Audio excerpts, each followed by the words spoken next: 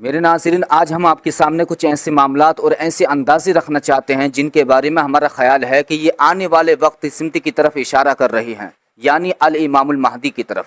تو سب سے پہلے یہ بات ذہن میں رکھ لیجئے کہ مکمل علم صرف اللہ رب العزت کے پاس ہے۔ انسان حالات کو دیکھ کر اندازہ لگاتا ہے، اس کے اندازے صحیح بھی ہو سکتے ہیں اور غلط بھی ہو سکتے ہیں، اور ہم جو کچھ عرض کر رہے ہیں وہ ہمارے مشاہدے، ہمارے فہم اور موجودہ حالات کے تجزیے پر مبنی ایک اندازہ ہے۔ تو میرے ناظرین، ہمارا یہ اندازہ ہے کہ دو ایسی نشانیاں ہیں جن کی بنیاد پر الامام المہدی کے ظہور کا وقت بہت ہی قریب محسوس ہوتا ہے۔ پہلی نشانی سعودی عرب کے بادشاہ سلمان کی موت، اور دوسری نشانی ہے تہران میں عظیم آگ کا جلنا۔ تو اب آئیے سب سے پہلے پہلی نشانی کی طرف آتے ہیں۔ دیکھیے، ہمارا یہ کہنا ہے کہ بادشاہ سلمان کی موت واقع ہو چکی ہے، اور یہ ہم اس لیے کہہ رہے ہیں کیونکہ گزشتہ تقریباً 1 سے 1.5 سال کے دوران سعودی عرب کے اندر بے شمار بڑے بڑے معاملات، اہم معاہدے، بین الاقوامی ملاقاتیں اور تاریخی نوعیت کے فیصلے ہوئے، لیکن ان تمام معاملات میں بادشاہ سلمان کہیں نظر نہیں آئے۔ نہ ان کی کوئی ویڈیو سامنے آئی، نہ کوئی خطاب، نہ کوئی واضح پیغام، نہ ہی ان کی طرف سے کوئی ایسا بیان جس سے دنیا کو معلوم ہو سکے کہ وہ معاملات کو براہ راست دیکھ رہے ہیں۔ دیکھیے، انسان کتنا بھی بیمار کیوں نہ ہو، اگر وہ زندہ ہے تو کم از کم اپنا موقف، اپنا پیغام یا اپنا بیانیہ دنیا کے سامنے پہنچا سکتا ہے۔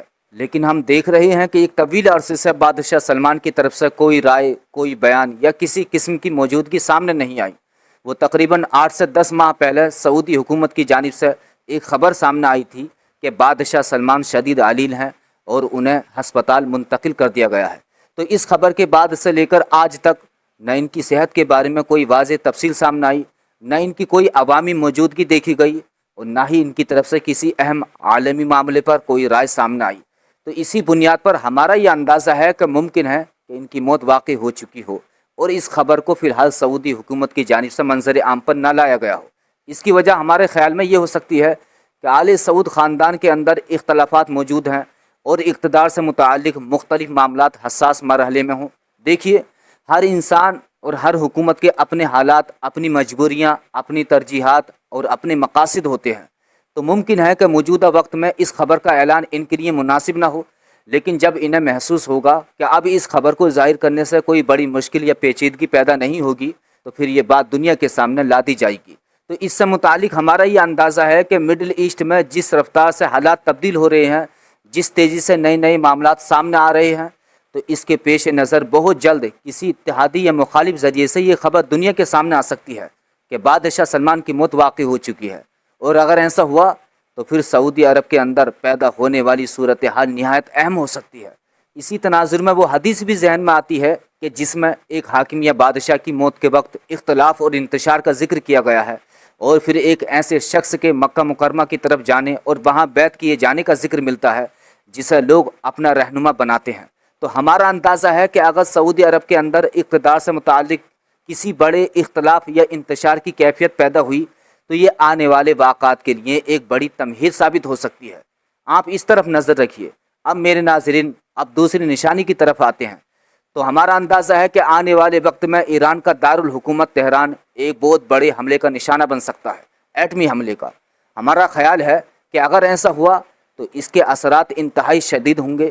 آج ہم غزہ میں جو تباہی دیکھ رہے ہیں نا، ہمارا اندازہ ہے کہ تہران میں اس سے کہیں زیادہ خوفناک صورتحال پیدا ہو سکتی ہے۔ بستیاں تباہ، عمارتیں ملبے کا ڈھیر، اور پورا علاقہ ایک بڑے بحران کی تصویر بن سکتا ہے۔ اور ہمارا اندازہ یہ بھی ہے کہ اس کے رد عمل میں ایران کی طرف سے جوابی کارروائی کی جا سکتی ہے جو خطے کے نقشے کو بدل کر رکھ دے گی، اور پھر اس کے نتیجے میں ایسے واقعات رونما ہو سکتے ہیں جن کے اثرات صرف ایک ملک تک محدود نہ رہیں بلکہ پورے مڈل ایسٹ اور شاید دنیا کے کئی حصوں تک پہنچ جائیں۔ اور ہمارا خیال ہے کہ تہران پر ممکنہ حملے کے بعد وہاں آگ اور تباہی کی ایسی کیفیت پیدا ہو سکتی ہے کہ کئی ہفتوں یا کئی مہینوں تک اس کے اثرات نمایاں رہیں، اور پھر دنیا میں اس کی تصاویر اور خبریں زیر بحث رہیں۔ اب میرے ناظرین، ہمارا اندازہ ہے کہ جب یہ دونوں بڑے معاملات وقوع پذیر ہوں گے تو اس کے فوراً بعد دنیا ایک نئے مرحلے میں داخل ہو جائے گی۔ چاروں طرف فسادات بڑھ سکتے ہیں، جنگیں پھیل سکتی ہیں، خانہ جنگی کی کیفیت پیدا ہو سکتی ہے، سیاسی نظام کمزور پڑ سکتے ہیں، معاشی بحران شدید ہو سکتے ہیں، بے چینی، خوف اور عدم استحکام دنیا کے مختلف خطوں میں نمایاں ہو سکتے ہیں، اور اب یہ ہمیں ایسا محسوس ہوتا ہے کہ دنیا کا موجودہ نظام ایک بڑے دباؤ سے گزر رہا ہے اور آنے والے وقت میں ایسے واقعات سامنے آ سکتے ہیں جو آج کے انسان کے تصور سے بھی باہر ہوں، ایسے معاملات جنہیں دیکھ کر لوگ حیران رہ جائیں اور کہیں کہ کیا واقعی ایسا بھی ہو سکتا ہے۔ ہمارا اندازہ ہے کہ آنے والے ٹائم میں کہ زمین پر بھی غیر معمولی تبدیلیاں دیکھی جا سکتی ہیں اور آسمان سے متعلق ایسے واقعات بھی زیر بحث آ سکتے ہیں جو لوگوں کی توجہ اپنی طرف مبذول کر لیں۔ اسی سلسلے میں ایک اور معاملہ جس کی طرف ہمارا خیال جاتا ہے کہ وہ شام سیریا کی موجودہ صورتحال ہے۔ ہمارا اندازہ ہے کہ شام کے موجودہ حکمران احمد الشرع الجولانی کے ساتھ اچانک کوئی بڑا معاملہ پیش آ سکتا ہے۔ ممکن ہے وہ اقتدار سے ہٹا دیے جائیں یا ان کی جگہ کوئی نئی قوت سامنے آ جائے۔ ہمارا یہ اندازہ ہے کہ شام میں آنے والی سیاسی تبدیلیاں آنے والے بڑے واقعے کا راستہ ہموار کر سکتی ہیں، یعنی کہ اسی تناظر میں ہم یہ خیال کرتے ہیں کہ بعد میں کوئی ایسا حکمران ابھر سکتا ہے، آ سکتا ہے جولانی کے بعد، جسے روایات میں سفیانی کہا گیا ہے۔ تو اگر ایسا ہوا تو پھر شام سیریا سے نکلنے والے لشکر اور مکہ کی طرف پیش قدمی جیسے معاملات پر بھی نئی بحثیں شروع ہو سکتی ہیں۔ میرے ناظرین، ایک بار ہم پھر یہ واضح کر دینا چاہتے ہیں کہ یہ سب ہمارے اندازے ہیں، یہ صحیح بھی ہو سکتے ہیں اور غلط بھی۔ مکمل علم صرف اللہ رب العزت کے پاس ہے۔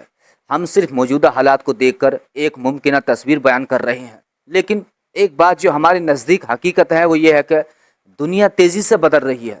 مڈل ایسٹ کے حالات غیر معمولی رفتار سے تبدیل ہو رہے ہیں۔ جنگ، بحران، سیاسی تبدیلیاں، معاشی مسائل اور عالمی کشیدگی روز بروز بڑھتی ہوئی محسوس ہوتی ہے۔